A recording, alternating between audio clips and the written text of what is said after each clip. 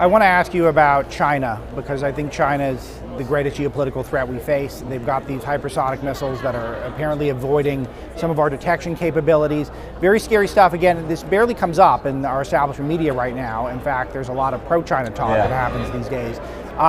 You're in charge of the Judiciary Committee, your role in Congress grows.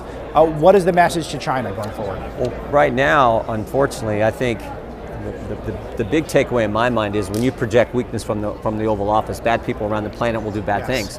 And I think we're starting to see that play out. And frankly, it started several months ago, if you remember, when Secretary Blinken was in Anchorage meeting with his Chinese counterpart. And the lecture, the dress down that the equivalent of the Chinese Secretary of State gave to our Secretary of State in the United States. On our soil.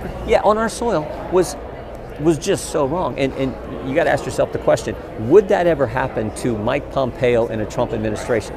And the answer is no. And if they tried, Mike Pompeo would have got up and flipped the table over and said, you don't talk to the United States that way, and walked out, much like Reagan did in Iceland several decades ago. So that's the problem. There is no strength projected from the Oval Office right now. At Breitbart, we refer to that as the swirly summit, because we think Secretary Blinken got a swirly from China.